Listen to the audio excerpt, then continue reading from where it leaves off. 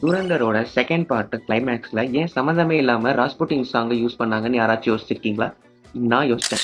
இது சும்மா போற போக்குல வந்து யூஸ் பண்ண சாங் கிடையாது. Peak detailing by Aditya. இந்த சாங்கோட மீனிங் என்னன்னா, இது வந்து கிரிகோரி ராஸ்புட்டின் சாதாரண சைபீரியன் டீசென்ட்டா இருந்தவரு. இவருக்கு வந்து மேஜிக்கல் பவர்ஸ் இருக்குன்னு அந்த ஊர் மக்கள் நம்புனாங்க. Actually he could heal anyone. Russian குயினோட பையன் ஹீமோஃபீலியா அப்படிங்கிற ஒரு இன்க்யூரபிள் டிசீஸால ரொம்ப கஷ்டப்பட்டுட்டு இருந்தான். ஸோ ரஷ்யன் குயின் ராஸ்புட்டினை கூப்பிட்டாங்க. ராஸ்புட்டின் அவனை வந்து காப்பாத்திட்டாரு. He healed him. ஸோ அதனால தான் இந்த சாங்ல கூட ஒரு லைன்.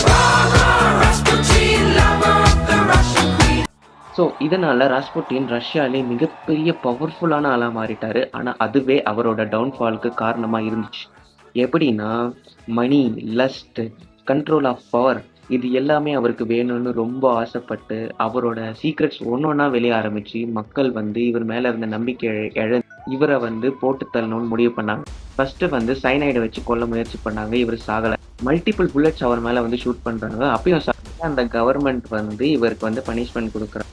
ஒன்று ஜெயிலுக்கு போகணும், இல்லை நீ பண்ண தப்புக்கு பிராயச்சித்தமாக பாத யாத்திரை போகணும். பாத யாத்திரை மீன்ஸ் நம்ம வந்து இந்த நம்ம ஊர் கோயிலுக்கெல்லாம் போவோம் இல்லையா, அந்த மாதிரி அவருக்கு வந்து சர்ச்சுக்கு போகணுங்கிற மாதிரி பனிஷ்மெண்ட் கொடுத்தார். அவரோட ஊர்ல இருந்து 500 கிலோமீட்டருக்கும் மேலே போய் அந்த சர்ச்சுக்கு அவரும் சர்ச்சுக்கு போயிருக்காரு. போற வழியில வந்து நம்ம 500 கிலோமீட்டர் மாச கணக்கா நடந்திருக்காரு. சாமி ஏதோ ஒரு சாமி வந்து காட்சி அளிச்சிருக்கு.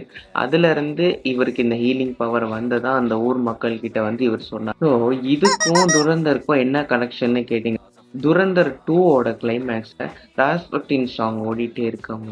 மாதவன் என்ன பண்ணுவார், அந்த பாகிஸ்தான் ஹையர் அஃபீஷியலுக்கு ஒரு வீடியோ அனுப்புவார். இந்த வீடியோவை நான் ரிலீஸ் பண்ணேன்னா உன் நிலைமை என்ன ஆகும்னு உனக்கு தெரியும் அப்படிங்கிற மாதிரி சொல்லுவாங்க. உடனே ரன்வீர் சிங் அவங்க ரிலீஸ் பண்ணிடும். ஸோ ராஸ்புட்டினோட ஒரிஜினல் கதையும் இதே தான். அவரோட சீக்ரெட்ஸ்லாம் வெளியில் வர ஆரம்பித்தோட மக்கள் என்ன பண்ணாங்கன்னா அவரை வந்து கடைசியாக ஒரு ஐசி ரிவருக்குள்ளே தூக்கி போட்டு அவர் மேட்ரை முடிச்சு.